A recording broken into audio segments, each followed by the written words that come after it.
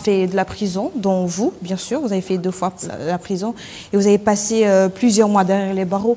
Est-ce que c'est pas un petit peu dur, un petit peu rude tout ça, un petit peu brutal?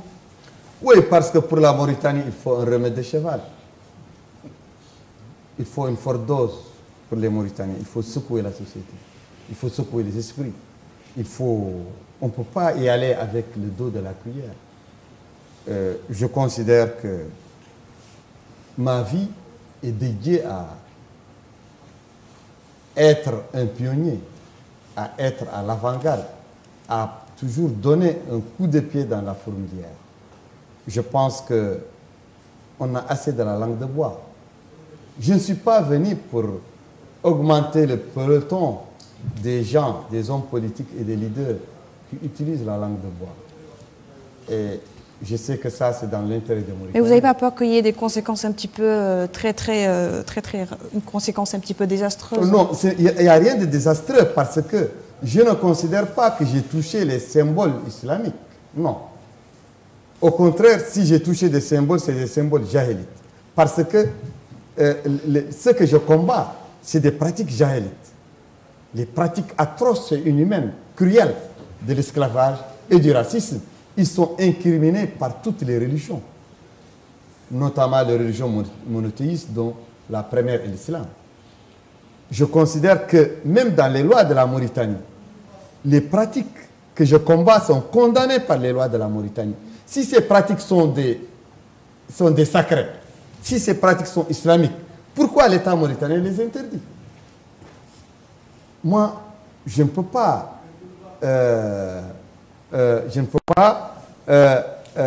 accepter le statu quo.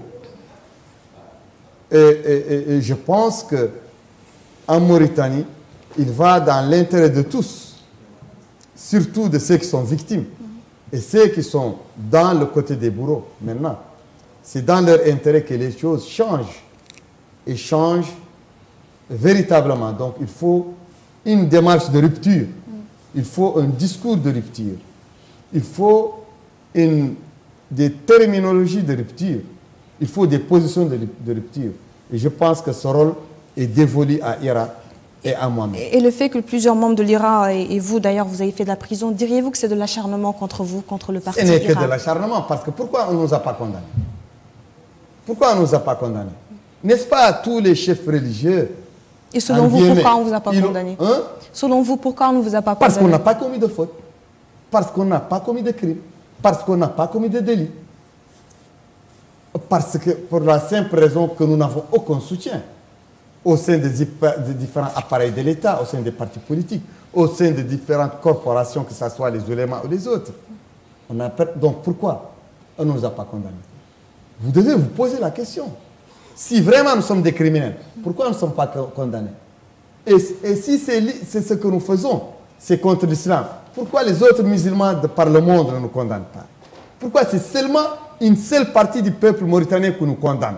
Seuls les Arabo-Berbères nous condamnent. Pourquoi les Peuls ne nous condamnent pas? Pourquoi les Soninké ne nous condamnent pas? Pourquoi les Haratis ne nous condamnent pas? Pourquoi les Wolofs ne nous condamnent pas? Pourquoi les musulmans, les 2 milliards de musulmans ne nous condamnent pas?